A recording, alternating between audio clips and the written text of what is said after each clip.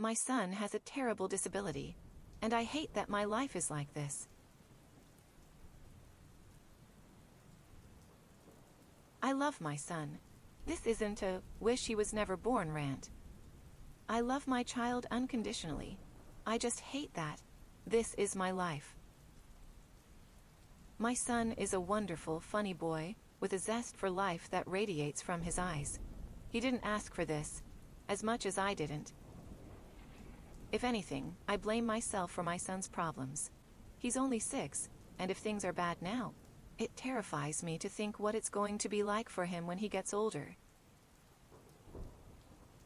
Everything about his existence is heartbreaking. And as his mother, I get front row seats to every tear he hides, every moment he feels small, and every time the world turns its back on the incredible person I know he is. Before my son was born, we were a God-fearing, church-going family. My son's disability wasn't prominent until he reached 5, and when it became difficult to hide, the church asked us to leave because they thought my son was an abomination to God. It was in that moment I knew my life would never be the same. Their rejection crushed me, not just because they turned their backs on us, but because they took with them the community I thought would stand by us. The biggest betrayal came at the hands of my husband.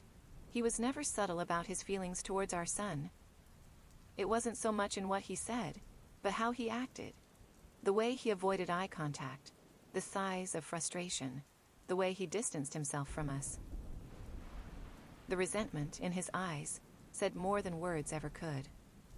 Over time, it became clear that to him, our son wasn't just a challenge. He was a burden. It started gradually. With my husband, he began working late more often, always claiming he had extra projects or last-minute meetings. At first, I believed him, thinking he needed space to cope with our son's struggles.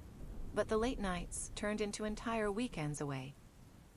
I'd find myself putting our son to bed alone, wondering where he really was.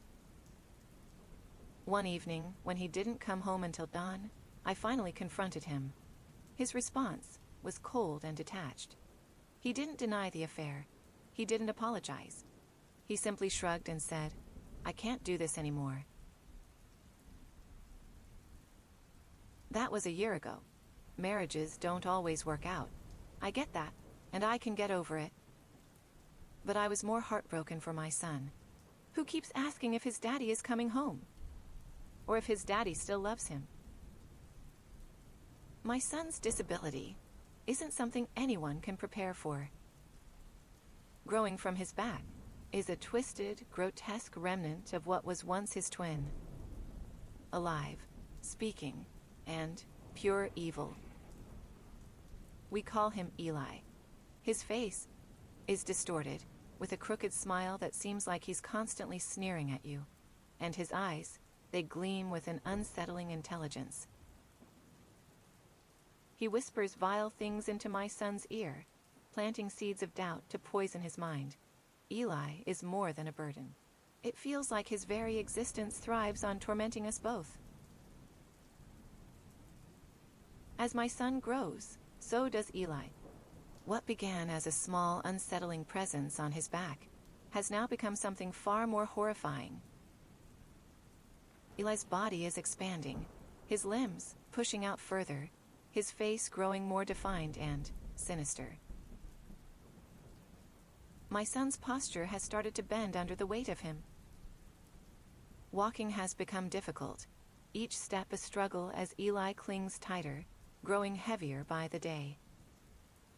His whispers have grown louder too, more insistent, as if he only exists to taunt me and my son. One night, lying in bed, I was jolted awake by the sound of shuffling footsteps moving through the house. I thought for sure someone was breaking in. A sense of dread crept up my spine, and I quickly slipped out of bed, tiptoeing down the dimly lit hallway to my son's room. When I pushed the door open, I froze in horror. There he was, lying on the bed, his body pale and frail, barely hanging on to life. His chest rose and fell in shallow breaths. But what struck me most was the absence of Eli. The grotesque twin that had tormented us was nowhere to be found.